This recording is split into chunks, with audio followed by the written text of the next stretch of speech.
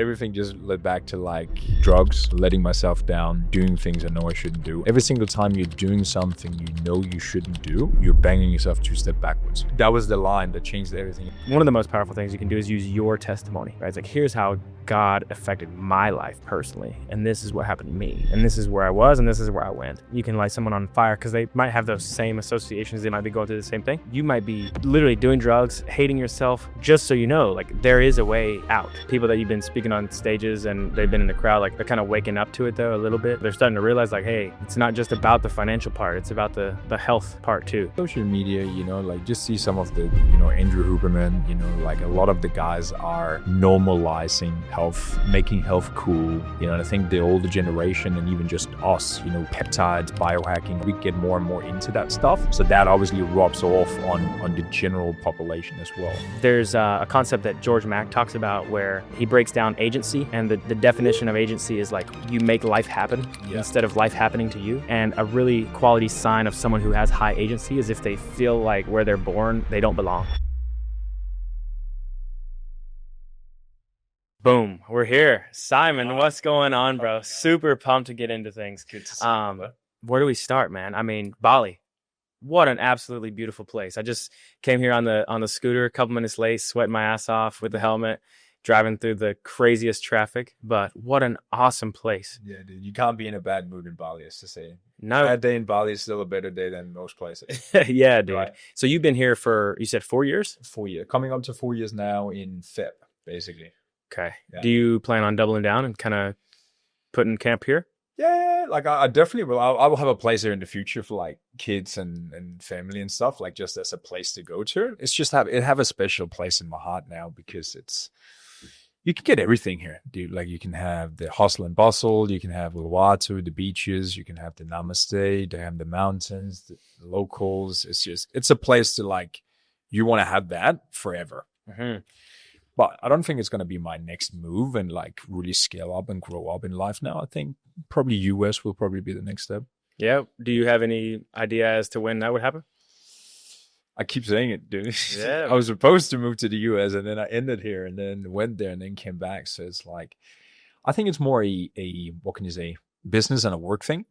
Yep. So what I do on a day-to-day basis, where would I rather be right now in the doing thing? And I think Bali is perfect spot for it now. So I think it's maybe a year's time or so. Mm-hmm. I would like to Do you have an idea as to when you would, or where you would actually be if you were to in the kind US? of huddle down in the States? I like California. Yeah. LA. I haven't been San Diego. LA, I've been Vegas, Miami, New York is the main place. But you're in Austin. You love it there. Oh my gosh, man. Well, I've only been there 4 months, but it's been fantastic. I mean, I got really lucky because I bolted onto, like I mentioned, I live with a bunch of entrepreneurs and they already had a really great community that I was able to tap into. And so if I didn't have that, I'd probably still be kind of like finding my ground. Yeah. But it's not hard, man. I would say if there was, it's hard. I don't have California all the way down pat. Like I've been to San Diego, LA, here and there, but I really enjoyed San Diego. But I think Austin, and I might just have bias in saying this, but I think Austin's like probably the closest thing to like the Bali vibe. Yeah. Right. It's not really comparable, but connections, spirituality mixed with fitness and wellness. Yeah. Like Austin's a great hub for that. Yeah. I was about to move to Miami, but I ended up pivoting at the last moment and God was just like, nope, Austin, man. So I've enjoyed it a lot. What did you do in those moments actually? Because it's like, it's a gut feeling, it's an intuition. It's what made you change? Yeah, it's a good question. I think this year I quit my job as a sales rep and went all in on management as a service, right? So sales agency, kind of one-man sales agency, building out some teams here and there. And when I did that, my career kind of became a little bit less straightforward. And I'm not going to say less secure, but there was more ambiguity, right? And with that, I also didn't really feel like my personal development was increasing at the level that I wanted it to in Charlotte, where I was based. Yeah. And there's a few different reasons for that, but mostly I just wanted to find a new camp. Yeah. And so Miami, because I'm on the East Coast, was like the most common place that people go, or New York. And I'm not really a New York type of guy. I don't like the cold. Like I couldn't do it. I mean, New York's great for like a weekend. Dude, you can't, like as soon as you had the sun, you just like, no, yeah. no. And so Miami was like the place that made the most sense. And I had already connected and networked in Miami a ton. And so it just made the most logical sense. So going into April and May, or even before that, like January, February, March, April, I was going to Miami trying to figure out a spot. Where do I get the apartment? At what point do I pull the trigger on the lease and things like that? And my friend and I were going to get an apartment at one of like the biggest buildings and stuff. And it was a pretty hefty investment, man. I mean, for what you get, right? But I ended up I kept putting deposits like of time into Miami. And I was like, okay. So I thought that was going to be the thing. But what I was really looking for wasn't just Miami specifically, but it was a new place, bigger fish, bigger pond. Mm-hmm. And I had went to Austin once or twice, and I connected with some really awesome entrepreneurs. My friend Dylan, my friend Valentina, my friend Imad, and a couple of these, local people that were really like getting into the Austin groove, and they had already made a name for themselves there, and they had kind of put their feet on the ground. And they were always like, fuck Miami, no, you think it's that, but this is way better. And so had a couple people vote in that direction. And then one of my friends was like, hey, this place, this spot in this house opened up, and I really think you'd be a great fit. So I was a day away from signing a lease in Miami, in Brickell, and get on the phone with one of the roommates. And he's like, yeah, we're looking for a person. Like, here's the vibe. Here are the non-negotiables, culture fit, this and that. And I was like, well, if I'm going to consider this, it has to be like tomorrow, or else I've already made a decision. And so instead of going to sign the lease and then go back to North Carolina and just call it the plan in stone, I took a one-way to Austin and stayed with the guys for about 4 or 5 days. Went around just the town, see if it was a good fit for them in the house. And they were doing all this cool stuff. They had a big ass Bible study of like 100 people on every Monday.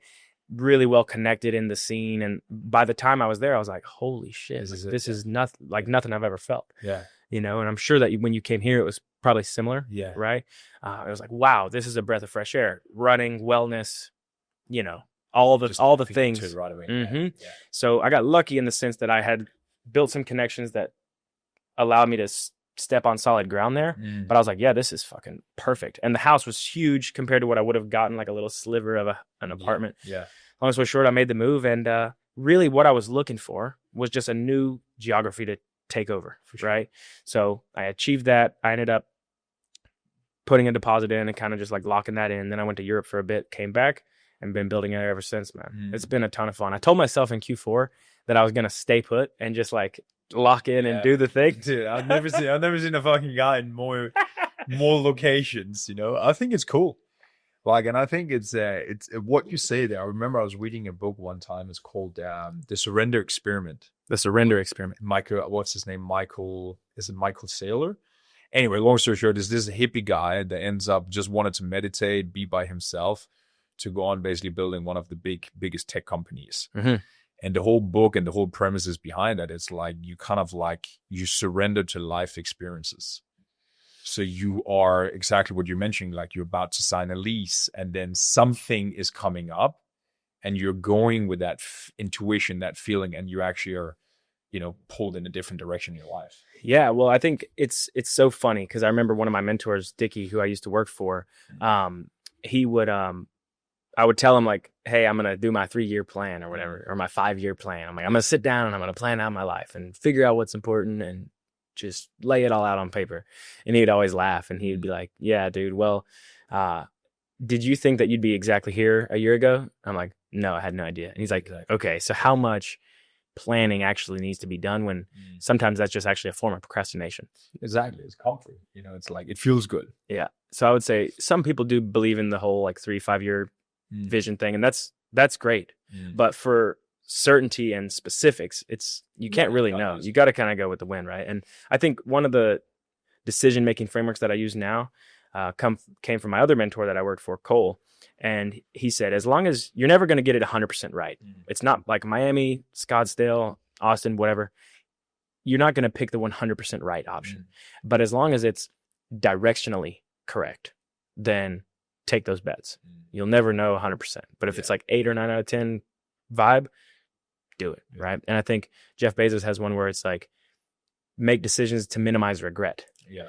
And it's like, if I want to go to Miami, I can do that. But that window of time that I had to move into that house with those guys and that agreement was a small window. Exactly. Yeah. So the apartments are still there. Yeah. So super glad I took advantage. But Bali has been nothing short of amazing, man. I mean, I really can't get over it. Like, I've been going to Nirvana. I got the shirt. Oh, you know what I'm saying? I was just gonna say, yeah, I went into Body Factory today. I was like, yeah, he's definitely Nirvana. Dude, what's funny is look at this. So this shirt has that Nirvana symbol, right? Yeah. Oh my god, bro, I got the same tattoo. What is that symbol? Because I think it's one of the energy symbols. I got that one like when I came to Bali first time. That's a Taurus. And I think one of those is one of the symbols. So you could call it a Celtic knot. It is a Nirvana symbol, Holy Trinity. There's a bunch of different, this symbol's pretty common, but it just has to do with like the connectedness of it all. Because there's not an actual starting point and a stopping point. There's just like connectedness, right? But Nirvana, the place, nothing short of What's your favorite thing about being there? Tell me. The food, man. No, I'm just kidding. No. Yeah, it's coming in hot, it's quick. Yeah. Yeah. No, there's a lot of snacks, There's a lot of good stuff. And I think, to be honest, dude, it's like I feel it in Bali because I've been here for 4 years now. So you see the seasons, as I mentioned to you, Body Factory used to be the place where everybody went. But Bali is like hands down. Obviously, it's a beautiful place, but it's the people. Oh man, well, like it's insane. Yeah, I bumped into Hamza, like I mentioned, and he was just sitting there and like journaling or whatever. And I looked to him and I was like, "No way!" And I kept walking, and I didn't want to just like go up and like be a fanboy or whatever. Yeah. And so I just want to leave him be. Then I walked him up and I played it cool. I was like, "Hey man, what's your name?" And he's like Hamza, and I'm like, "No shit, you're the school games YouTuber, etc." Yeah. So we had a really good 20-minute conversation, super open to connecting. I met a couple other influencers there. Where is he from? The US or UK? London, I want to say, but I'm not 100% sure. But yeah, from the UK, big YouTuber. Yeah. Met a couple other influencers. A guy who had a software agency with like 100 employees, and we're just in the sauna, just that's talking shit. Because it's like it's a destination. It's like when you think about anywhere in the world, where do people go at least just for a moment? They go to Dubai, they go to Bali, maybe Tulum, I don't know, and then you probably hop in a couple of the US cities. Like that's where you would meet people. Yeah, it's so funny. Whenever you probably went through this too, because you kind of bounced around the world and found your groove here. I think there's a concept that George Mack talks about where he breaks down agency, and the definition of agency is like you make life happen instead of life happening to you. And a really quality sign of someone who has high agency is if they feel like where they're born, they don't belong. Yeah. Right. And you can go and live in another country. Right. It's like, I'm going to go make life happen, and it's like the whole like go west young man type thing. And for me, that's always at a few stages in my career, in my adult life, I felt that way. I'm like, I'm not supposed to be here.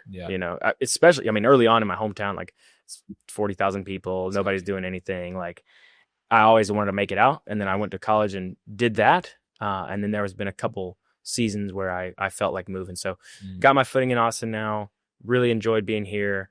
I think come and check it out, man. Dude, I'll probably come here every December. Who knows? But well, now you did the flight thing, and you're here for 6 days. I'm like, fucking up. Yeah, I underestimated the 20. You've done that now, then you're like, okay, yeah, I can do that again. Well, this is like the furthest place from the middle of America. I'm pretty sure. Much, yeah. It's like complete opposite. It's a lot of water, man. Like you're literally just flying 15 hours across. Yeah. It really puts it into perspective how big the world is. It's like a big, small world. And small at the same time. Right? 24 hours, you're in the other side of the world. That for me is still fascinating. Yeah. Well, it's crazy. We met, back in Miami at the 10X event. And damn, it's already been 2 years. Like, yeah. And it's just like, we were sitting up front. I remember that and like bouncing. I think I met what's his name again? Jacob. First. Yeah. And then you were with him and then we were talking. And then, dude, I still remember, do you remember Jared when he was on stage? He was like, who here has done, I think it was it social media or online thing for more than a year? And like, I was just like, noting that. And he was like, I was like putting my hair up. Yeah. I was like, you step up, and then he was like, pitch your product. And remember you were sitting next to me and you actually filmed it. Yep.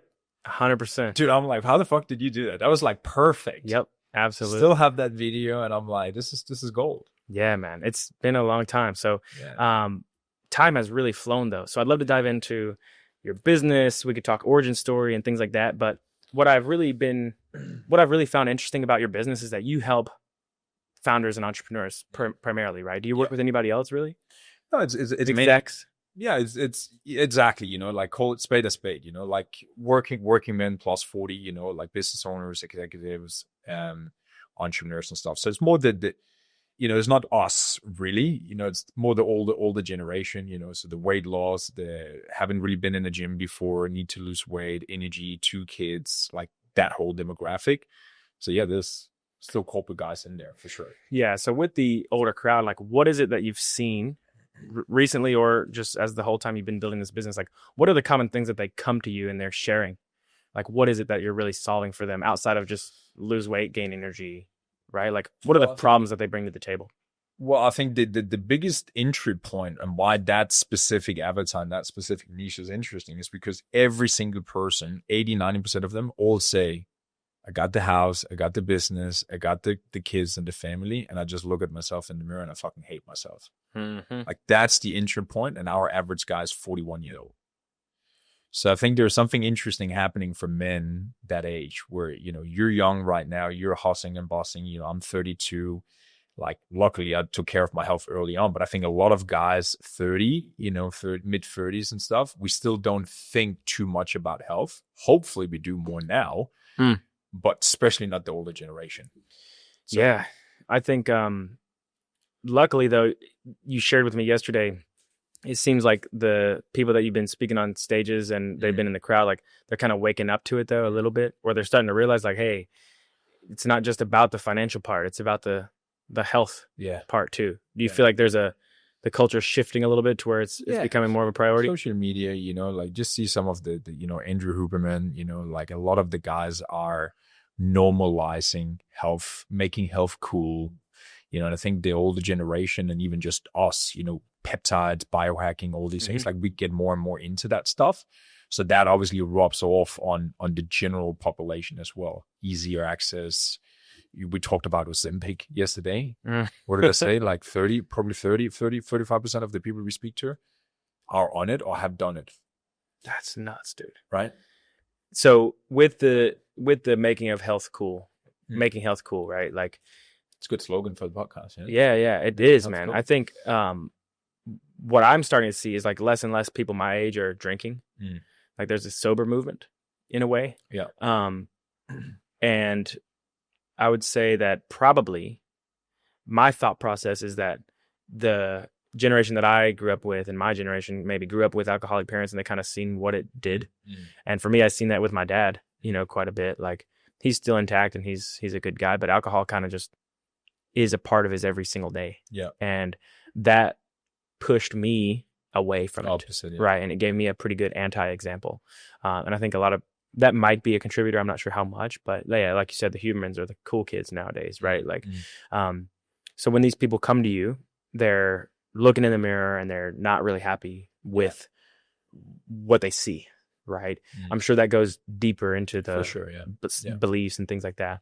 What is it that you do to kind of kickstart things and help them with goal setting so that they actually stick to the protocol? Because I'm sure that, you know, making these transformations, you've got a pretty good methodology dialed in. What is it that you go through with them that holds them accountable with the vision side to keep going to the end mark? Yeah, I think, you know, for especially when we're talking to business guys and stuff, they understand, and that's why we work with them, because they understand the mindset it takes, you know, to go through struggles and it doesn't feel good, but I'm doing it anyway. So we like that because they already have that. So a conversation I have with them first, and even the coaches when they're speaking to them, it's really just what are we stopping doing right now? Like, what do we not want anymore? What's the pain? Like, you know that from a sales conversation. What's the pain and what's the pleasure? Yeah. So a lot of that really just comes down to the foundation of, you know, having a reset, recenter. Like, what am I actually like cutting off right now? What do I stop doing in my life? And then, you know, it's really just painting a vision of like, where am I actually taking this? Like, so I have the starting point and have the end point, but then is the day-to-day steps and what are we actually going to put in place? Right. Yeah. Like people, and that's the boring middle. Oh my gosh. Well, right. Lord knows, man, that's where businesses go to die. Exactly. And one thing I like about ultra running is that it's the same thing for us long period of time. And so that's my playground for making sure that I can stay in that boring, mundane middle. Yeah. Right. It's like if you're in the 25% mark of a race and it's 100 miles, it's like, guess what? You're going to be shuffling along for another 75 miles doing the same steps, same loops, same path. Right. People like painkillers more than they like multivitamins. And yeah, I think about that's it like a good metaphor. Yeah, it's a copywriting principle. And the pain is actually more motivating, right? Like if you had a pot of gold at the end of the path, that's motivating, right? But if you have a dragon behind you, right? Like I fucking run. Yeah, I think they did a study where like a rat would smell the cheese or whatever and he'd run, but they put a cat behind him. Yeah. He's gone, you know? And so if you have the cat behind you and the cheese in front of you, that's where the best place is to be. Yeah. So whenever you're coming in and you're seeing these people make these types of transformations, I'm sure there's a spectrum of people that come in, and some people don't need to be held accountable. They know, and they're self-starters and they'll do the thing. Yeah. Some people really need to be nudged along. For sure, yeah. Right? Like, would you say that it's pretty common for people to really need to be handheld on something like this? Well, I just think it's not like, especially in our industry, it's actually not because what can you say, that they're requesting a lot. It's not because they're babies and they're like, help me here, help me there. They actually just like disappear. That's what they do. So it's like they have a hard time, they have a trip, they have something to go through. Most of those men, they actually just disappear. That's the hardest thing. So it's like they come in, like our process is very dialed in terms of the onboarding, in terms of the first week, the first 72 hours, activation points, how they're having quick wins, how do they use the technology, how do we make it as simple as possible for them to just be like, I did this, I did that, success, I lost weight, I feel better, my sleep is good. Like, it sounds like a lot of things, but if you can dial that into like the first 1 or 2 weeks and people can see the weight move, like, dude, they're already locked in there. Then the next thing is really just how do you, like, it's in Atomic Habits as well. Like, it's really not about how many successes you can have, but it's how quickly can you get back on track again when you then fall off. That's the biggest one for our guys. 80% of them travel 50% of the time. Yep. Right. And you know how it is when you travel, routines in and out and stuff, so that's the thing. So what does it look like from a quick wins perspective? Like you said, like clicking the buttons. Yes, I did this, that. Do you do like daily photos? Like what's the daily thing that they do? Log their weight, log their calories? Yeah, so we have like technology today that basically, absorb all the data, like their sleep, their steps, their weight and stuff. So they basically just take a leak in the morning, step on that scale, and then that syncs all the data into it. So it's all automatic. They don't have to do anything. But then, the activation points in the beginning is, this is what you're going to eat. Click when you ate it, and then do that one workout. That's it. So it's like, the usage, the dopamine hit that they're getting from these simple activities. That's really the first 72 hours. It's really just take everything out of it, only focus on these two things, and then that's it. Yeah, well, for me personally, like I probably put on like 15 pounds right here. Too much traveling. Yeah, well, traveling and I think stress eating and convenience eating for the most part, because like I'm back to back on calls all day, moving around a lot. It's just easy DoorDash. Like for you personally. Were you always dialed in with the diet stuff? Like how long have you had these habits in your lifestyle and your routine, and did you ever fall off of them? Yeah, I definitely fall off, but it's like I have the baseline in place. I will never get out of shape. Like I just know that for the rest of my life, I'm always going to be in shape unless something weird happens, because that's the identity. Right. So I learned about nutrition probably when I just ate my mom's food. You know what I mean? She always cooked good food all the way through to around probably 16 or 17.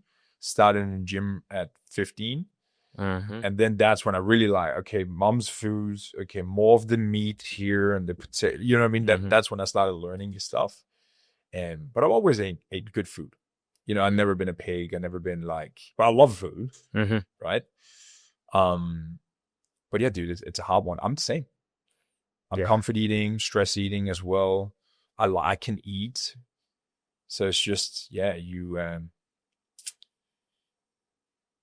what can you say? You gotta like what when I competed as a bodybuilder, 19, 20, 21, like that was probably the biggest, what can you say, transformation mentally and physically that helped me throughout my whole entrepreneurial career.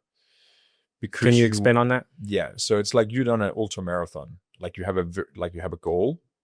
It's hard. It requires a lot of time, effort, time under the bar to get there.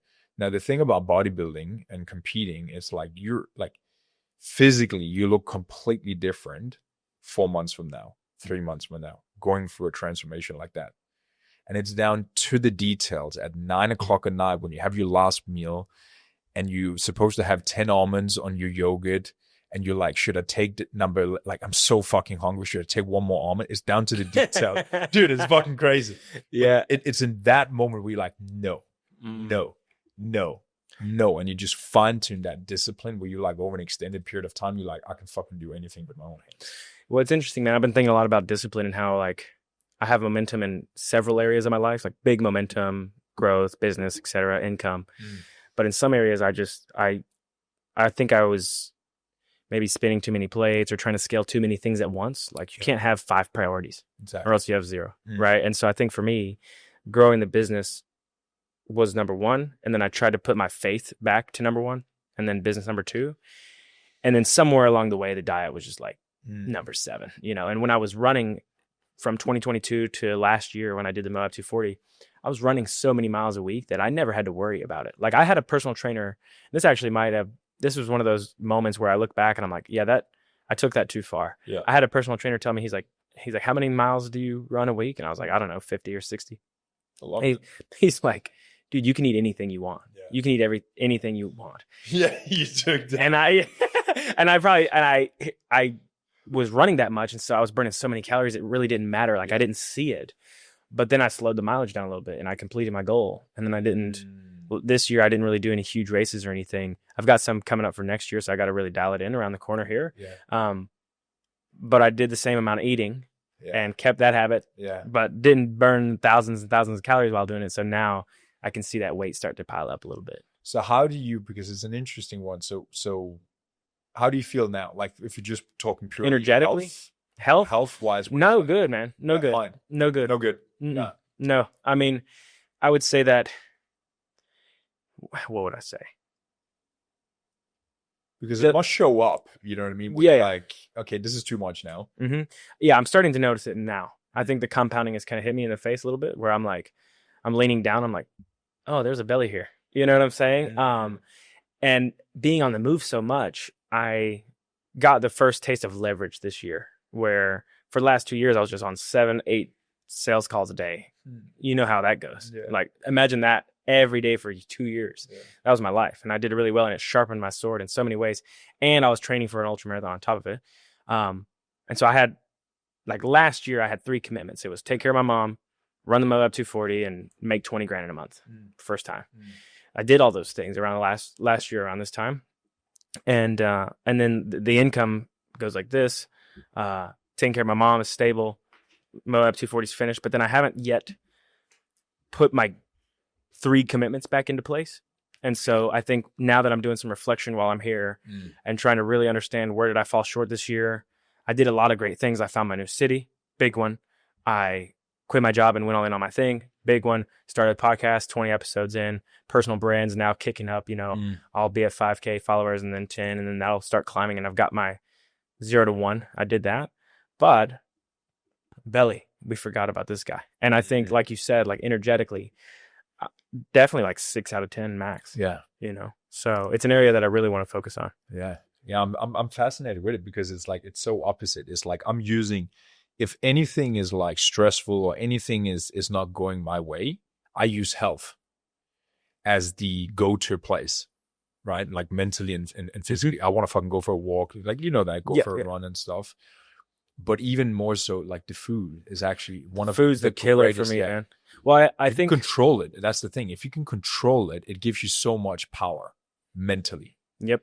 And I had that discipline in sales and business and with the running thing. I had that. I think once I completed that Moab 240 goal, I didn't really stabilize myself with another North Star. And it just all became business. And I'll make more money than I've ever made this year. And that's awesome. but I didn't have that North Star on the health front. And I think the diet part is for sure the thing. Yeah. And I think looking back, I've never really, this sounds so hilarious. I've never really, I took the Hormozy approach where it's like, just pay someone to cook for you or just pay for the food. Yeah, do that. Because like cooking's like low ROI time thing. I took that a little bit too seriously too, where I'm like, I don't give a shit. Like I never did the cooking thing or like preparing my own food. So I want to, America's hot, dude. I want to reincorporate that. But yeah, the diet thing. And also one thing I've noticed this year, maybe it's just because there's more space for it to kind of be left attended to. I just eat, man. I eat whatever I want. It's hard for me to say no to my cravings in that way. Yeah. And it's really interesting. Like discipline is with the running thing. I can't really say it's discipline because I loved doing it. Discipline isn't about doing the hard thing that you love. Yeah. Like business, I can go for as long as I want with the business thing, but discipline is like doing the things that you don't want to do. Exactly. Yeah. Right. And so I'm going to try to get into the fasting, get into the diet stuff and really try to fall in love with it. Because at the end of the day, self-love is saying no to those cravings and those voices. Yeah. Right. Yeah. It's just more you sacrifice, the immediate reward for what you want in the future. And it's like, there's a good saying, you can't 10x one part of your life without 10xing other aspects as well. So it's like, you're doing this right now with business and you're having all these things going, and then you feel like your health is there, but it's like your business will only do this, and the other things from the health. Yep. So and I think associating that back in again. Yeah. The association too is just like linking them together. Link them together. Yeah. And then it becomes like, more of this means more of that. Yeah. I think it's interesting. Like if I go all in on it and I really wanted to, like, get ripped, man. We're gonna fucking you're getting 6-pack abs. Dude, I'm telling you. Well, here's the thing. What if I just signed up for a bodybuilding show, like X amount of months out? That's the type of where my mind goes to the extreme. Like I'm a 0 to 100 type of guy, And so, like for that, I would want 100% only do bodybuilding shows for that reason, to test yourself. How far? Let's say like I'm 5'10", like. I think I weighed over 200 pounds for the first time in my life, which was like, what the fuck? Like, it's getting out of hand. And like, if you look at me, like generally, like I'm not in the worst place, but I just got this guy going. How far out would it make sense to sign up for a bodybuilding show if I've never, like I know my way around the weight room. Running was always my big thing. I could lock onto that. But as far as like strength training, now that I've been in Austin, actually, I've done more strength training than I've ever done, which is a good signal because everybody there looks like a fucking Greek god. Like I go to the run clubs and these guys are fucking jacked. Like I'm just like, oh shit, like big fish, big pond type thing. And so I'm starting to, and I come here, nobody's fat. We talked about it yesterday. I'm like, oh shit. I text you. I'm like, dude, I got to get on that power program. You're like on the scooter. You're like, oh my God, what am I doing? I'm like, fuck me, dude. So let me ask you this. Hypothetically, if I signed up for a bodybuilding show, today, what duration of time would you suggest for someone who's a complete beginner that does have other priorities? I wouldn't want it to become my entire life. But it would be so fun to just like see what that's about. Well, dude, it's like, you can do, if you're just taking pure numbers, you do roughly like, let's call it a pound and a half per week to drop. That's fairly, that's losing body fat, fairly consistent. So I'm not really the best with pounds, but like if you're 200 now, and how tall are you? You could do it in kilos. So what are you weighing? I'm 5'10", and I'm 205, which would be. You should do 95 kilos. Yeah, right under 100. 178 or 180, 80 centimeters. Mm-hmm. Yeah, so you need to lose. Well, yeah, here's the thing. So I was like 104 kilos. 10 kilos more than you are right now, but lead, like I was a unit. But for me to get from there to competition ready, that was about 20 kilos. But you can't compare you and I because I was big. Yeah. And then it's just my machine is running right now. But, time wise, you're looking at, a kilo, 500 grams to 700 grams per week of body fat. But then it's really just, what do you want? Do you want to be a good bodybuilder, like a really proud of your aesthetics and your physique? Well, take at least the next year out of the calendar, at least. If you just want to do it as a challenge, like you could strip away 20 kilos in the next 6 months.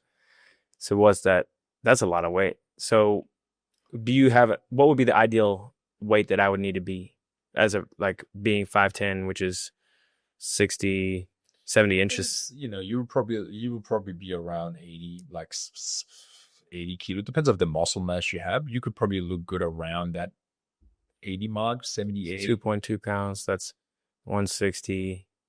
To call it 15 kilos. 176. Okay. Yeah. 176 kilos. So lose basically. Okay, lose 15 kilos, which is like 30 pounds. Okay. Yeah. And how many weeks? If you said a conservative, it would be like 500 grams per week. So it's like 15 kilos is 30 weeks. 30 weeks. So call it 6 months. 6 months. Just have 6 months. You can get in decent shape. Well, my birthday's at the end of June. Yeah. Like we're experimenting a lot with our guys. The only thing for us is logistics with our clients because they're in multiple locations. But what do you do to solve that? Because I fall into that same category, although I'm going to try to be in one place for the most part of next year. Yeah, it's not so much like, they are traveling, of course, but it's like for us, we've seen, I have a couple of mates that do it quite successfully. They're clients that do half a year photo shoots. You know what I mean? So all their clients are signing up for a photo shoot as a team. Oh, I had a buddy that's doing it in England right now. Like they had like 15 people doing it. And it's like, it's just a person that would get fairly decent results just gets like crazy results because he just squeezes the last thing out. Right. So that's like a junior version of a show. Like you would sign up for a photo shoot. I'm not quite sure how much pull it would have on someone like you. That would work for me. Yeah. Well, the thing is, like, that's where my mind goes, right? It doesn't have to be I don't want to go get oiled up or do the whole shebang. Yeah, you just have to have something there is a big enough commitment that you say no in the moment. Yeah, because the most dialed I've ever been is when I signed up for the Moab race. Yeah. Like, you couldn't tell me shit, dude. Yeah. Like, I was on it. Why don't you do like a Hyrox or where you do a bit of weights and you do the running thing and then, I think you just got to get into the mojo of the training and it's combined with the diet. So maybe it's not just running and then you're like, fuck it, I can eat whatever I want to do. Well, that's it then. 15 kilos by the end of June. I'm calling my shot right here on the pod. Yeah, so I appreciate you walking me through that, man. I'm so fascinated though. So the photo shoot thing works really well for the guys. And you said that 50% of the time, 3/4 of the people that are in your program move around half the time. Yeah. What do you do? What do you help them with as far as like travel, like meal plan, like stick to it? Because the food at Nirvana is healthy and all that stuff, but like counting calories and this and that, like how do you make it so simple for them? Yeah. Well, it's very easy. It's like, protein. Yeah, it sounds very wrong, but it's like protein breakfast and then meat and veg for the other meals. So you're in a hotel, you're in any place, you're on the go. You can either do eggs, right? Just eggs. You can do yogurt. You can do protein shakes. You can grab them from any 7-Eleven. Like protein breakfast is just easy and on the go. And then your lunch and your dinner just becomes meat and veg, steak, salmon, chicken, whatever protein you want. And you just cut all the bullshit out. And people can do that anywhere. Like that's probably the simplest, easiest way to stay on track all the time because you don't have to weigh your food. You can eat a double portion of meat and veg. You'll never really overeat. Right. That, Yeah. Protein breakfast, meat and veg. Would you say that a lot of people, it's so funny. I think about this sometimes and I know enough to know that that's a dumb way of looking at it. But a lot of people want to jump to the supplements and they want to start doing this dialing in their fucking supplement stack and stuff. Yeah. But I'm assuming like the most important thing is just calories in. Would you say that like, what is the most important metric if you had to pick one? Of your macros or just to measure every day? Is it protein intake? Is it calorie intake? Is it something else? Like what is it? Yeah, I would say if I have to pick one, it's just like you get your protein in every single day. Because when you just eat that and you just eat that and eat enough of that, like you automatically are saturated and you eat less of the other things. So you're going to be full longer, right? You're going to have the building blocks for building muscle and sustaining muscle mass. And it's very hard for you to overeat protein. Yeah. Like 200 grams of protein is, and you say do your amount in body weight? Like I would do grams. Yeah, pretty much. Yeah. So I would get around 200 a day. But it's like you see yesterday, like you eat one of those ribeyes. Like I eat 350 grams of ribeye every night. just a steak. That's it. Barbecue, 350 grams, and that's it. If I eat that one for lunch, dude, I'm not hungry until 8 o'clock at night. Yeah. So you're getting the good fat there, you're getting the proteins, and it's a hack. I think the problem with the processed food, which I've found to be challenging because it's so easy, you know, but at the same time, like cooking a fucking steak is also easy, right? And so, but with the convenience, like the processed food just doesn't fill you up. Yeah, you constantly want more cravings, more and more. Yeah. Carb crash, go to the fridge, bang, bang, bang. Yeah. Right? It just kind of creates this cycle. Yeah, so I think the biggest thing is it's like talking about association. It's like, look at your plate and never look at your plate anymore as just food. Like look for like the protein, look for like what's the carbs, what's the fat, and always look for that. And then I always just try to be like, where's my protein on my plate? And if you do processed food or if you do any junk food and stuff, like there's not really. Yeah, it doesn't exist. So you just know that's garbage. You are going to feel bad and it's not going to be good for you. Like if I'm eating, they have 2-for-1 pizzas here on Sundays. It's really good. If you hear it, we'll do it. Dude. I'll pass. Yeah. But it's almost like my mindset is so wired that if I go for that pizza, I'm like, where's my protein? So then I could actually drink a protein shake on top of it and then you won't eat as much pizza.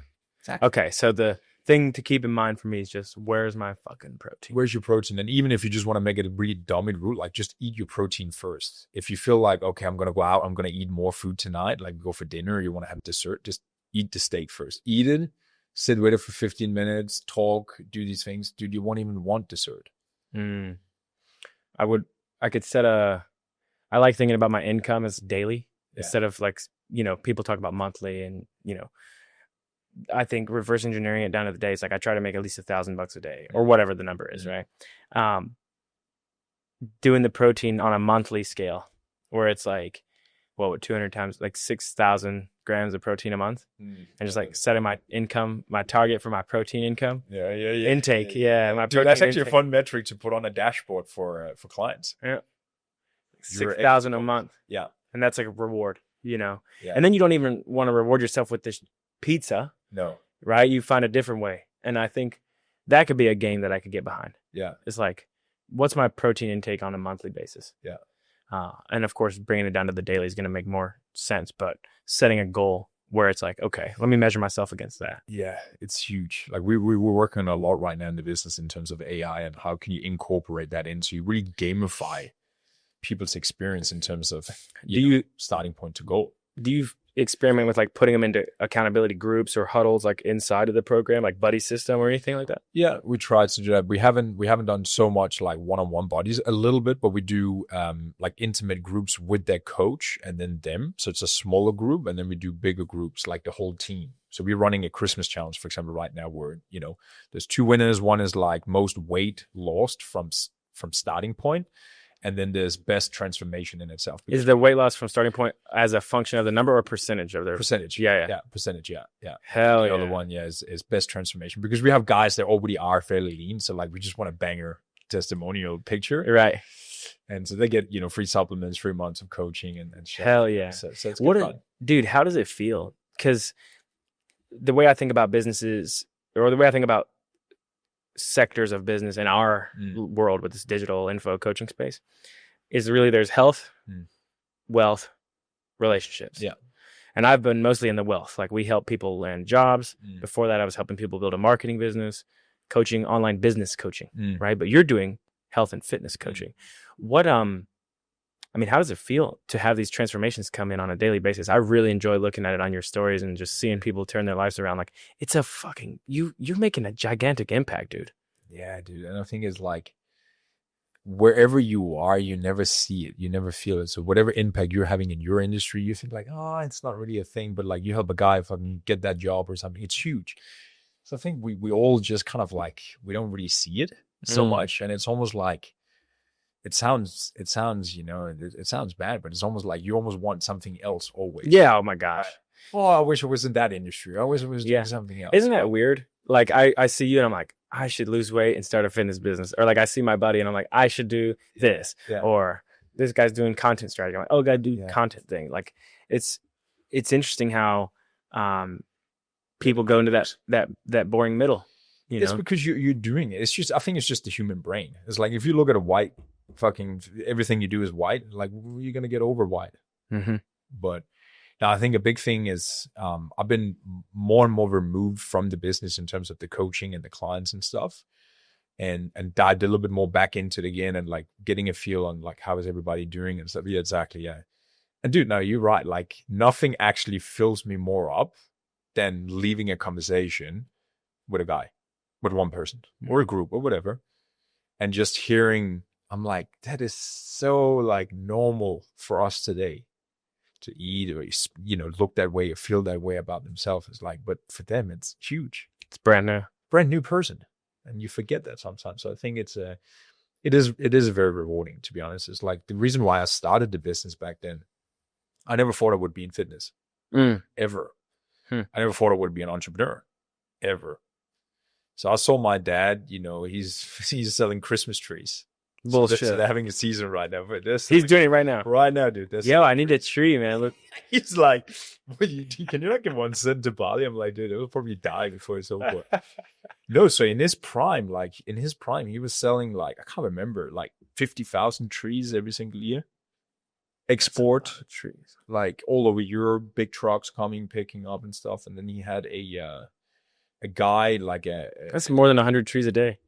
Dude, it's a lot. I was out there. It's like all around our house. So we have like 32 acres around just with trees. But very early on when I was young, he got fucked over one season by a guy. So he sold basically the whole export 1 year was through one guy. And that guy just stole all the money. It's like 1.5 million and just disappeared. He did it with multiple people. And that really caught my dad. So I can't remember. I'll probably be 12 at that time. So I've just always seen struggle, that it wouldn't pay off. And it's just hard work. High risk. There's no reward in it. And then when I was 16, I got a job as it's like a graphic designer sort of thing where you do the signs and shit. And he was similar guy, small business, grinding fucking 16 hours a day. And I just saw him and I'm like, that doesn't look like fun. So it never crossed my mind ever until I moved to Australia. And then was there a moment or was it kind of gradual? Walk me through that process. Like I did you hear the drugs there and stuff? Like I was doing drugs. A little bit. We could dive in. Yeah. So from the age of 14, so I played football from 5 to 12, right? High level, good at it, loved it, popular kid in school, got a lot of my thing from that, my personality from that. And I just lost interest in it, you know, around 12, 13, which is quite young. And when you get bored, you know, that's probably why I resonated a lot with a guy like Grant Cannone. It's like when you get bored, I never ran from anything. I was never sad. I just picked up drugs and then I just went fucking full throttle with drugs. And that really just led me down a track from 14 to 19 of just using and abusing that. Was that smoking weed? Was that everything? Was that going to the higher stuff, coke? Shooting, snoring. Really? Yeah, everything, dude. Heroin, coke. And that was in Australia? Or in Denmark. In Denmark. Is it pretty like common there? Like amongst the scene? I mean, everywhere is common, but like.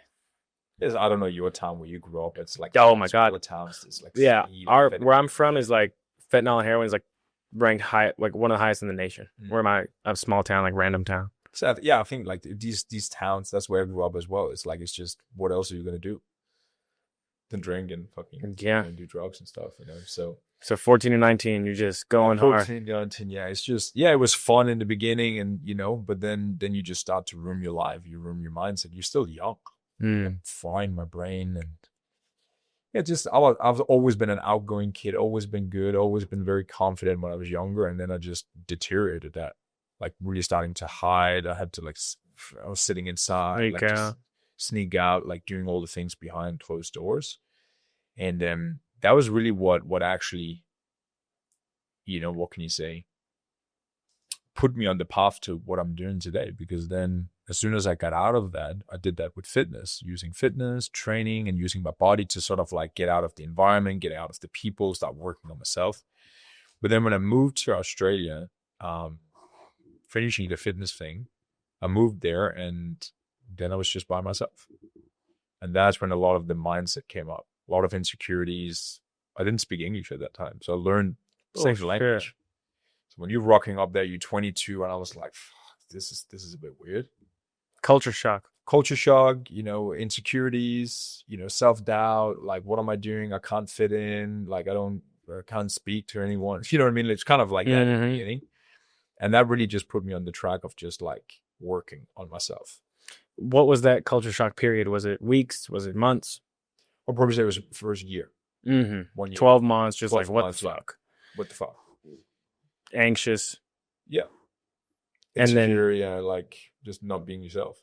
And then you started working, and that was the graphic design thing? I started working as an arborist down there, labor. Move furniture around, climbing trees, cutting tree downs and stuff, which was actually quite good because it was me and then just the boss, 55-year-old man. And he really took me into his family, and like I drove around in his car and we just worked together. So I, learned a lot through that, which was great. And then I just pivoted out to fitness. I started training people where I was like, work on myself, I work on my mindset. I can train people. Let me get my certificate here. And then I just started working in the gym. So if we dive into that period, you're doing the labor stuff, you got a mentor, he takes you under his wing, you're working, and you're starting to get some form of competence, which I think leads to confidence, right? And you're working out at that time, starting to work out, and then really developing a love for it. Did when you moved, was it a hard stop on the drugs thing, or where did you cut the line on the drugs? Like, was there drugs was 19. Drugs was 19 in Denmark, and then 19, 21, 22 was in Denmark, cleaning. Everything. I just competed as a fitness athlete. So I was off drugs there. I was just a big unit. And then I moved to Australia. So let's zoom in on the drugs to fitness. Like, walk me through that transition phase where was there like, enough is enough, fuck the bullshit, and you like looked in the mirror and you're like, I gotta change? Or what happened to make you switch out of that? So it's a funny thing because it's like, it's over. I hated myself more and more doing drugs. Mm-hmm. So I'm like, I'm not getting anything positive out of it anymore. Why am I smoking weed? Why am I doing this coke? I'm like, it's not even fun anymore. Right? You're just like, what are you doing? What the fuck, yeah. Right? Like every time you did it was like, I don't like myself right now when I'm doing it. So it was a progressive thing over time. But what actually changed it, dude, and it's so ridiculous. It's like I had a girlfriend at the time and I was just fucked. Like body wise, I couldn't get erection anymore. I had no energy. I was like, I'm like, what's going on with me? Like, I'm fucking crumbling. I'm 19 years old. I shouldn't do that. So I reached out to a psychologist. I remember I was at work typing in psychologist, and it was around sex psychologist, How to get hard. Legit. I'm like, if you could do that today, I'll probably just have gone on TikTok. Right. And I've been like, got a full on boner from OnlyFans chicks. Right. But anyway, like, it was like one afternoon, fucking drive the car down there after work, and then I had 2 or 3 sessions with him. And the first therapy type thing? Yeah, it was just like CBT. He was whatever he was, right. Old man, yeah. And everything was just like open up, like I'm feeling this way, I can't perform, I can't do anything. I'm like, what's wrong with me? I'm 19 years old. And he was like, tell me about yourself. Yeah, like let's do a discovery. Let's do a discovery, yeah. But everything just led back to like drugs, letting myself down, like doing things I know I shouldn't do. And that was the line that really changed. He was like, said, Simon, every single time you're doing something you know you shouldn't do, you're banging yourself 2 steps backwards. And I don't know why that association was like the pivot moment for me, but it's like, you remember him saying that? That was the line that changed everything. It's like, I don't like myself this way right now. I don't like myself when I'm doing drugs. Every time you're doing drugs, you do more of this. And I don't know why that just pivoted out, but I went in afterwards and I didn't hang out with my friends anymore. And they're like, come out. I was like, no.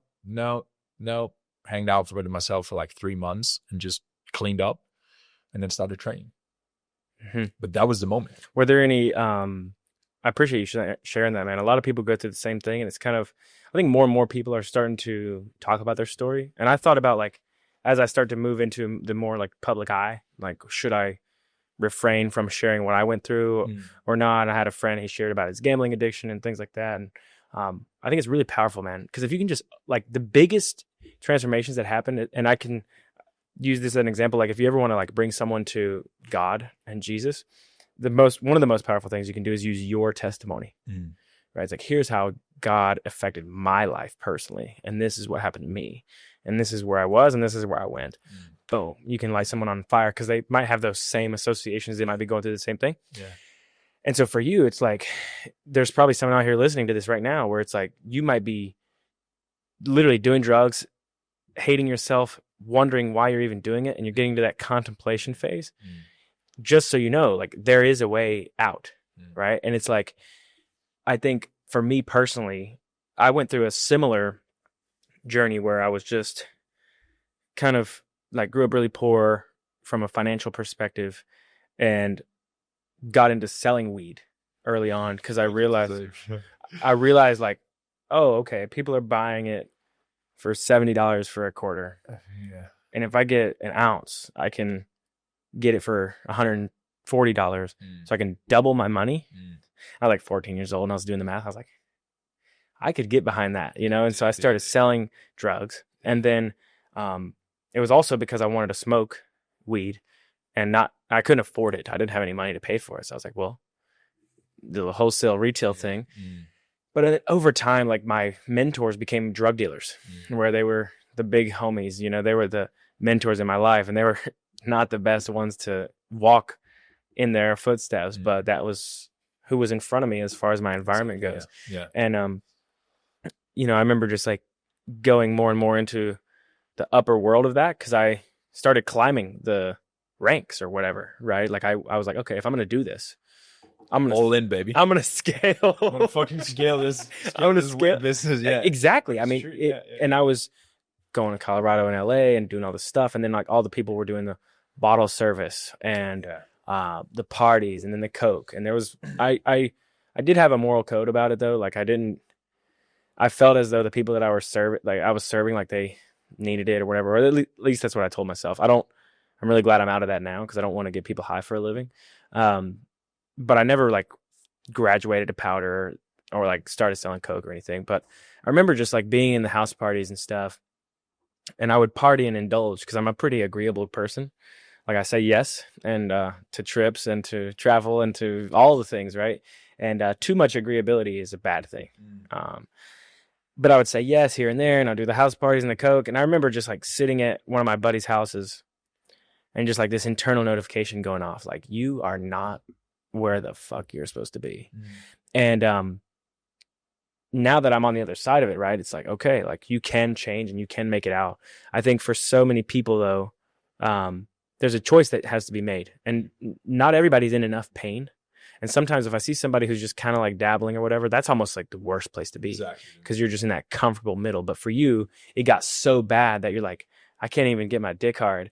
I gotta go get some. But that's literally that is the key truth, because it's like when you asked me before, like the men that come to you guys, like what are they saying? What are the problem they're coming with? And you know that from fucking copywriting. It's like it's the surface level. It's the top part. I don't like the way I look in the mirror, but it's never about that. It's all the things down below. It's like I can't get a fucking dick hard right now. I'm doing something. Right. You know what I mean? Like, and that was just the letter all the way down to all the right things that needed to change. Yeah. So that's a good one. So you talk to the therapist, and he's like, every time you take these bets where you kind of lie to yourself or you let yourself down, you're literally putting yourself two steps backwards. Yeah. Flip the switch, get the gym membership. Were there people that you were looking up to? Was it Arnold, or like, was there mentors online? Like, was there anybody that you gravitated towards and you started to see as like a North Star, or was it some guy in the gym that no one would ever know? Like, was there any mentors around you at that time? Yeah. So I already trained at the age of 15, but Arnold, I grew up with Arnold. I didn't grow up with social media, because we're talking 2000 and when is this? Like 2010, 2008. Yeah, right before Instagram. Like there was none of this. 11, yeah, so there wasn't anything. But Arnold was a big figure. I bought his book when I was 16 as well. And then I got a mentor of mine in the gym. He actually became, like, I'm still in contact with him today. Old bodybuilding guy. You know, he's 60 today. What's his name? John. John Schilder. Yeah. No, you love him. He's a classic. Yeah. So he kind of took you under his wing on the gym phase, working out. Yeah, I hang out with him. He was my dad. So my dad, you know, love him today, you know, but he was never around when I was younger, and we had not a really good relationship when I was a shit at home, you know. So I probably gravitated to someone like him. And he was just my father figure. And we trained together. And I think he loved it. He had 2 daughters, but like I was just part of the family. Hell yeah. You know? So your boss took you under, then the weightlifting guy. And so now you started getting your certificates and you're moving into the fitness. And that's what, 2017? Yeah, I started just training people. I trained more myself there. And again, I still never thought about I wanted to do anything in fitness. So at the age of 16, I don't know what you do in the US, but we do year 1 to year 9. And then we go out and then we can do like business school. We can do technical thing. And then you can do the other directions there. And I ended up testing. We have to test which direction you want to go. And I ended up in business school. And that was the age of 16. And straight away within the first 2 hours, I knew this is what I want to do. So I don't know what it was. It was the teacher. It was the energy. It was the subject. I always just like people that can do sales, people that can communicate. I've been drawn into them since I was young. Sure. So I knew I wanted to do something in that direction. Yeah. Didn't understand the product, didn't understand what I wanted to do. And that's what really merged when I... And so you link the two together. You're like, I have an affinity for training and working out. I'm starting to gain an affinity for business. Yep. When I came to Australia. Mm-hmm. So I did the 2 years in business school, 2 years in a company as a sales assistant. So you get like a 4-year degree. A little apprenticeship type. Apprenticeship, yeah. Sold drugs like you did as well, you know, when I was legal 14. Yeah. I was like, what's a good product, you know, and what's a fair price for this product? You know, that was my mindset when I sold weed. I'm like, oh, this is a good weed. Oh, you did sell weed? Everything. Coke, pills, amphetamine, but weed a lot as well. Yeah. Mm-hmm. Yeah. I quit my jobs when I was like 14 to 16 because I'm like, I can just sell drugs. Okay. So help me understand the timeline. I think I want to make sure I got it right. So 14 to 16, all the way to 14 to 18. I'm an idiot. You're doing drugs, idiot. Yeah. And then you're working out at like 15. 15, yep. So there's some overlap. Yep. Idiot plus still training. Yeah. Okay. 16. When do you go to Australia? What age? 22. 22. Yeah. And from 16 to 22, was that where you did? So drugs until around 19, and then 19 to 22 is fitness, pure fitness, no drugs, nothing. And you started your business when you were 19? 18, 6, I can't remember now. Yeah, 17. I do the 2 year in school and then 2 year in a company. Got it. So do the sales associate. Yeah. Were you selling drugs at that time? Overlap? Yeah, coke. Yeah. Okay. Yeah. Selling drugs, business school. Yeah. Same for me. Same exact thing. Going to business school, actually working a job, being a student, and then drug dealing at night. Yeah. At some point, you got to say, for me, it was like, okay, this is not a long-term vehicle. Yeah. Constantly having to look over my shoulder, driving down the interstate. Yeah, you get robbed and shit, man. It wasn't even the police they had to worry about as much. I've been robbed at gunpoint like 3 times. Lucky to be alive, you know. But okay, 2019. Yeah. You go to Australia, or is that 22? 22. Okay. Yeah. Start making some progress, business school, etc. And then you go to Australia. Why did you go to Australia? I always wanted to live outside. Since I was a kid, every time we went on holiday, every time we went across the border. So I'm born like 30 minutes from the German border. So we can like just pop over there. So I've always been fascinated by different. Mm-hmm. So I just knew that. I knew that since I was a kid. And then I went to New York with my school when I was 16. And like really, I was like, fuck, this is the place. And then it just planted the seed. And then it was you picked Australia. Yeah, but people ask why did you pick up? So I think it was just I can't even remember, dude. It was probably just the visa were easy, it's English, it's far away, it's similar to America. Sure. But I would have picked America. Yeah. If I could. So you get out. Walk me through the early stages of the business. Was it just like you're working out and you're DMing people? Like, because now social media is starting to become a thing. Were you posting on Facebook? What did that look like? Yes, I started as a personal trainer in Australia. Yep. That was the in-person personal training. Instagram was there, yeah. And I was kind of like just playing with it, you know, travel photos and that sort of thing. And it's actually funny. So I was just doing personal training. And then it's this little like Asian gay guy that was in the gym, you know, and he walks up to me one day. He was like, Simon, I think you should do social media. Like, I will help you. I will help you manage your social media. And he actually legitimately did. He knew about it. He was like from Vietnam, living in Australia. And looking back on the advice he gave me back then, I'm like, he's so right. So we just started, he filmed me. We planned workouts. He did the things like, don't deviate, don't talk about that shit. Just like topless, you're good looking, fucking train, show people what they want. When you get an audience, then talk about what you want. Then I did that. And then I didn't listen to his advice. Yeah. And then I started talking about everything I wanted. And then I sort of like plummeted down there. But yeah, long story short, started as a personal trainer, started tingling with social media. Did personal training probably for 6 months already, and I knew, boom, there's a cap to it, and that's when I thought, okay, I need to go online. Yeah. What was your first like online? Was it direct 1-to-1? Was it a little ebook of how to lose weight, or what was? I remember I was on a date again, and that ended up as a good date. So I stayed at her place, and I woke up the next morning and I looked at my phone, and I got the first sale on a meal plan ebook. Hell yeah, dude! What was it called? Do you remember? 7-day eating plan, I think it was called. They're still like genius copywriting. The 7-day eating plan. The 7-day eating plan. That was called, dude. It was the best thing yet. How did that feel? That fucking first taste of internet money. I can't remember. It was just like, yeah, it worked. I'm like, fuck, it worked. I'm the shit.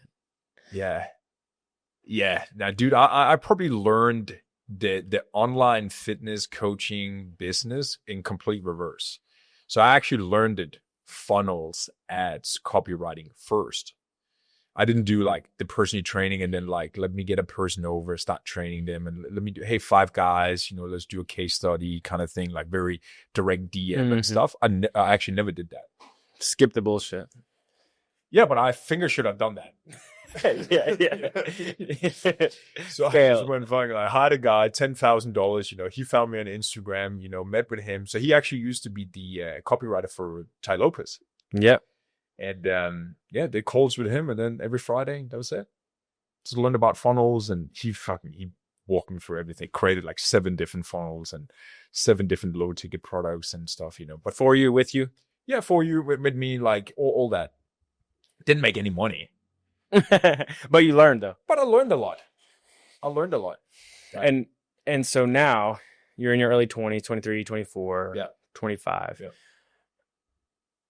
At what point did you, and it might have just been recently, but at what point did you really say like, I've got something here, let me throw some gasoline on the fire? Or were you already kind of in that mindset and you just didn't know what the fuck you were doing? Or like, where did you really start taking it seriously? It's a good question, because I feel like I've always taken it seriously. And it's like a lot of the guys today, Alex and Mosey and all of them, they're talking about that when you start out, you don't know how far away you are from your thing. And then when you walk out 1, 2, 3, 4, 5 years out, and then you look back and you're like, Jesus Christ, like, did I do all these things? I would never do that again. So it's a little bit that feeling today, where back then you don't know. And you're actually doing it for the right reasons. So going full circle back to why I actually started out is because I wanted to help myself get out of social anxiety, not feeling good about myself. Like the mindset I had when I moved to Australia and stuff. So I bought the Tony Robbins, I thought like self-esteem courses, I would, journal, I would meditate, I would walk every morning. I would do all these things. And then I started picking up the phone and just like sharing. And that was really the beginning to the business online today. Because I don't really see myself as a fitness guy as I am, but I like more the mindset, just by nature. I like more the mindset, the physical, like the mental changes, like how can you actually move a person from A to B like that. And that was really what I wanted to share. And, I wanted to do these things in that area. But you did it because you wanted to help yourself. And so it was the right thing. You're just creating and sharing. Where now it's kind of like, you've been doing it for a long time. Now you're running a business. Now it's paperwork. Now it's doing this stuff. And sometimes I've had a check-in with myself this year of like, I need to reconnect with the real things again. What do you mean by that? Just, what are you actually doing? Who are you helping? Who do you want to become? Like what's inside you that you want to share, that you want to do? And connecting back with that thing again, we're running a business and running ads and looking at budget and looking at money like that. It becomes It's a very clinical thing. It's Sure. like, right? What have you learned this year? Obviously, some of those questions are coming to mind where you're probably asking yourself that right now. What are some of the areas where you feel like you might have dropped the ball this year on your own things? Like, have you been forgetting some of your own habits or deleting some stuff in sacrifice of the business? Like, where do you feel like you could have done better this year? I think there's 2 lessons I've learned, or it's one lesson that I learned twice, and it's you cannot delegate, or you cannot close your eyes and expect other people to just run with it without you understanding the full depth of what's happening. Yep. Well, there's a big difference between delegation and abdication. Abdication is like, I'm good. You expect handle this thing like I imagine it in my mind. Yeah. And I'm going to leave you the fuck alone, and I'm going to ask for it perfectly. And then if it's not that way, I'm going to be mad at you. Yeah. Right. And so I've learned that the delegation part it requires that second loop where you have to stay on it. Right. I think it's the learning thing. It's like just the two lessons I had was like, the first one was like having other people running my marketing, running my ads, running my front end. And you kind of like a little bit desperate because you don't know. So you try this and you try this and you try this, only to figure out you burned all your money, right? All your money gone. Like, stressful, dude. I had a screenshot fucking, like, when was that, 2 years ago? Like, I was down to thousands of dollars in my bank account, like a couple of $1,000s in my bank account. Just all burned, personal savings and everything. Because I didn't understand it. I'm like, oh yeah, we're fixing it. And then 1, 2, 3, 8 months later, boom, gone, all money. I'm like punched in the face. I still remember the day. I'm like, tears down my eyes, like calling my mom and stuff. Like, I had to pay the last bill for some team stuff, and I was like, boom, that's the money I had left. And it's because I didn't pay attention.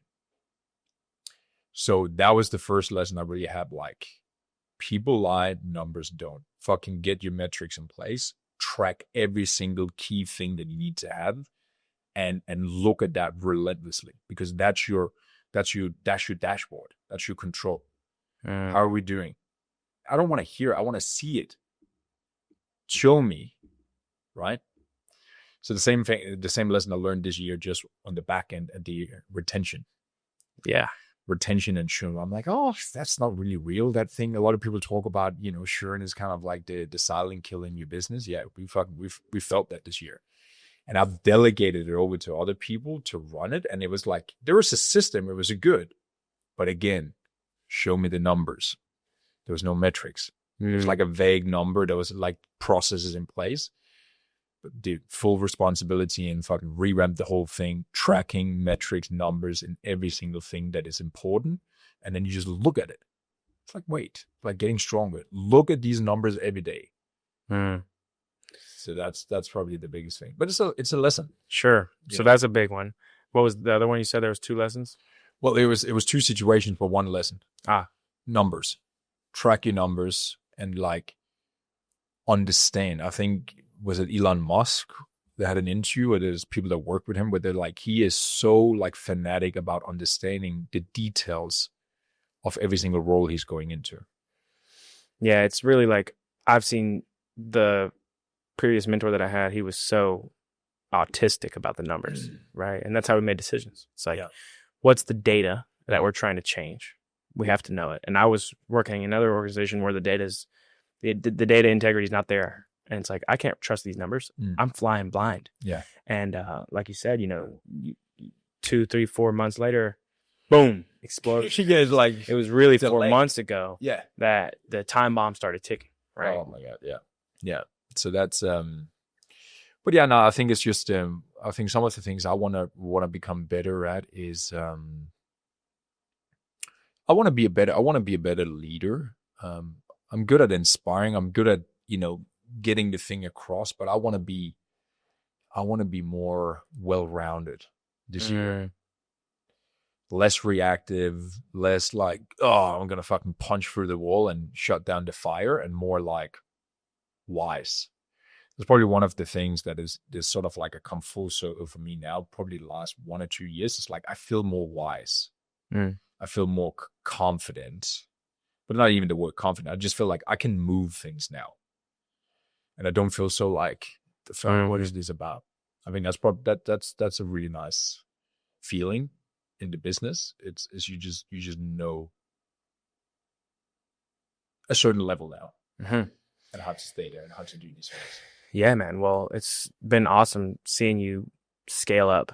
You know, I've had the pleasure of kind of watching the last 2 years unfold for you, and the progress is there, you know. So I'm excited to see where you take it now. We're running a little bit out of time, but yeah. Dude, let me ask you this. So we did a time capsule for me, right?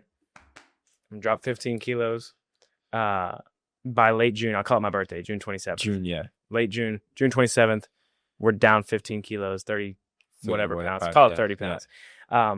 What would be your time capsule if we could jump forward? And I'll be back in Bali next winter, that's for sure. Yeah. We'll redo the pod, round 2. We'll probably do some more before that when you come to the States. But what would you like to achieve or set a goal for yourself? Business, health, wealth, relationships, whatever, to come back in a year from now. I want to, it's multiple goals, but it's like, I want the business to be, let's just call it, like we can easily, we not easily, but we can for sure hit 300K a month. Okay. 3.6 million. 6, to 12 months from now. That's the aim financially with the business. But then I want the business to be built so that I can do more of the things we talk about. So I can do more podcasts. I can do more speaking on stages. I can actually be above certain things. I can work on the business instead of doing the sales and in the business. That would be a personable goal to get out of. And it's forced for us to get to 300 or 400K. Let's go. Right. And then I want probably find a girlfriend. And then I just want to have more like-minded people around me and actually do more stuff with people, deeper relationships. Let's go, man. Right. Well, dude, it's been an absolute pleasure. So grateful for you, man. Grateful for our time together. 300K a month run rate. Yep. Within 6 months. Yep. Hey. Yep. Why not? Why not? You do 300, I'll drop 30. Yeah, there we That's go. It, man. That's the number. That's the pod, boys. All right, guys.